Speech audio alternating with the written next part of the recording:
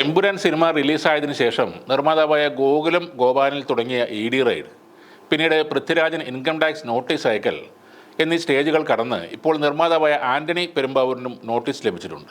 രണ്ട് സിനിമകളുടെ സാമ്പത്തിക ഇടപാടുകളിൽ വ്യക്തത വരുത്തണമെന്നാണ് ആദായ നികുതി വകുപ്പ് ആന്റണി പെരുമ്പാവൂരിനോട് ആവശ്യപ്പെട്ടിരിക്കുന്നത്.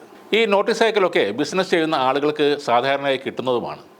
എന്നാൽ ആ സിനിമയുടെ റിലീസിന് ശേഷം അതിൽ ഉൾപ്പെട്ട ചിലരെ തെരഞ്ഞുപിടിച്ച് അന്വേഷണം നടത്തുന്നതാണ് സംശയദൃഷ്ടികൾ സംഘപരിവാറിന് നേരെ ഉയരാൻ കാരണം. ഇപ്പോൾ മുൻ മന്ത്രിയും CPM നേതാവുമായ ഡോക്ടർ ഐസക് തോമസ് ഫേസ്ബുക്കിൽ ഒരു പോസ്റ്റ് ഇട്ടിട്ടുണ്ട്. അതിൽ അദ്ദേഹം പറയുന്നത് BJPയുടെ പുതിയ അധ്യക്ഷനായ രാജീവ് ചന്ദ്രശേഖർ എന്ന വ്യക്തിയെക്കുറിച്ചാണ്. ജൂനിയർ മാൻഡ്രേക്ക് എന്നാണ് അദ്ദേഹം രാജീവ് ചന്ദ്രശേഖരനെ ഉപമിക്കുന്നത്. BJPയുടെ സംസ്ഥാന പ്രസിഡന്റായി അവരോധിതനായ രാജീവ് ചന്ദ്രശേഖരനെ കേന്ദ്രത്തിലുള്ള സ്വാധീനത്തിൻ്റെയും പിടിപാടിൻ്റെയും തെളിവാണ് ഇത്തരം റെയ്ഡുകൾ. കേരളത്തിലാകെ ഭീതി വിതയ്ക്കുന്ന ഒരു കൊടുമൺ പോറ്റിയായി രാജീവ് ചന്ദ്രശേഖർ സ്വയം സങ്കല്പിക്കുന്നു എന്നും ഐസക് തോമസ് പറയുന്നു. എമ്പുരാൻ സിനിമയെടുത്തവരെ എല്ലാം ഒരു പാഠം പഠിപ്പിച്ചുകൊണ്ട് കേരള BJPയിലെ തൻ്റെ സ്ഥാനാരോഹണം ഒരു സംഭവമാക്കാനാണ് അദ്ദേഹം ശ്രമിക്കുന്നത്. ആധുനിക ജനാധിപത്യ മൂല്യങ്ങൾ തൊട്ടുതെറിച്ചിട്ടില്ലാത്ത ഒരു തനി സംഖ്യയായി വേഷം മാറാനാണ് രാജീവ് ചന്ദ്രശേഖർ ആഗ്രഹിക്കുന്നതെങ്കിൽ ആർക്കും ഒന്നും ചെയ്യാൻ കഴിയില്ല.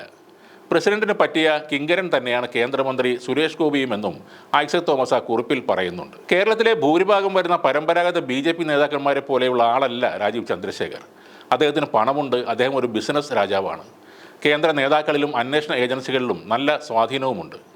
ഇങ്ങനെ മുൻ പ്രസിഡന്റ് K. സുരേന്ദ്രൻ ഇല്ലാത്ത ഗുണവിശേഷങ്ങൾ ഏറെയുള്ള ഒരാളാണ് രാജീവ് ചന്ദ്രശേഖർ. പക്ഷേ അദ്ദേഹത്തിന് മലയാളം നന്നായി അറിയില്ല, സ്വന്തം നാടിനെയും അറിയില്ല. നേരത്തെയുള്ള എല്ലാ BJP നേതാക്കളും തനി കേരളീയർ ആയതുകൊണ്ട് കാര്യമായ കുതന്ത്രങ്ങളും കുതികാലുവെട്ടും കുറവായിരുന്നു.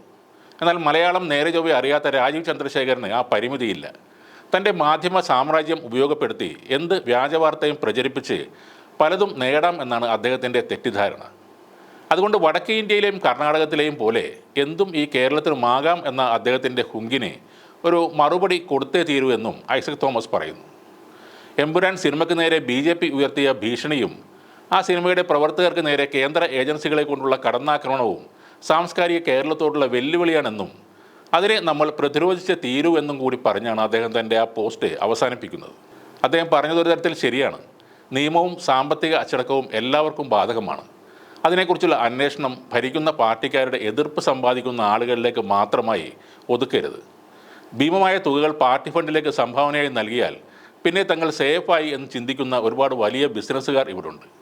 അവർക്ക് നേരെയും EDയുടെ നോട്ടം പതിയണം. അവരുടെ കണക്കുകളും സോഴ്സുകളും ഇൻകം ടാക്സുകാർ കൃത്യമായി പരിശോധിക്കുകയും വേണം. അല്ലാത്ത പക്ഷം എമ്പുരാൻ എന്ന സിനിമയിൽ പറയുന്ന കാര്യങ്ങളെല്ലാം സത്യമാണെന്ന ഒരു തോന്നൽ തന്നെയാണ് ഈ നാട്ടിലെ സാധാരണക്കാർക്ക് ഉണ്ടാകാൻ പോകുന്നത്.